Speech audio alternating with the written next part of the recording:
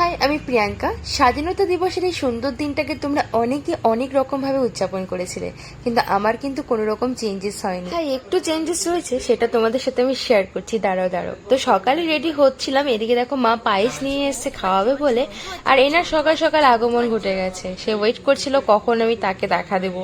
তারপরে পুরোপুরিভাবে রেডি হয়ে আমি বাইরে বেরিয়ে দেখছি সে তখনও যায়নি, সে এখানে বসে রয়েছে। তার সাথে একটুখানি খুনসুটি করে আমি দেখো বেরিয়ে যাই। আমি এই ভিডিও ক্লিপ নিতে নিতে আমি না ভুলে গিয়েছিলাম যে আমার লেট হয়ে যাচ্ছিল, আর তার মধ্যে আজকে অনেকটা প্রবলেম হচ্ছিল বলে আমার গাড়ি পেতে অনেকটা সময় হয়। তারপরে তাড়াতাড়ি করে র্যাপিডো বুক করে আমি চলে আসি। আমার এই হসপিটালের লাস্ট মর্নিং ডিউটি।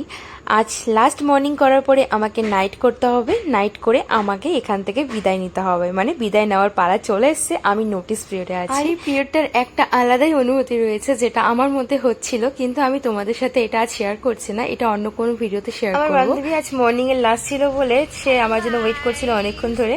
তো দুজনে মিলে যাচ্ছিলাম, ভাবছিলাম যে কিছু খাওয়া দাওয়া করে তারপরে বাড়ি যাব। 19 তারিখ থেকে তুই হলো দিশানের এক্সপায়ার্ড এমপ্লয়।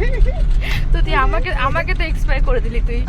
মিস্টেকলি বলে দিয়েছি। আর আমার বান্ধবী থাকবে, হাসাহাসি হবে না তা তো হতেই পারে না। হাসতে হাসতে পুরোটা রাস্তা পৌঁছে যাই আমরা, আর তারপরে আমরা কিছু খাওয়া দাওয়া করে বাড়ি চলে আসি। আমার এরকম ধরনের ভিডিওগুলো তোমাদের কেমন লাগে অবশ্যই কমেন্টে জানিও।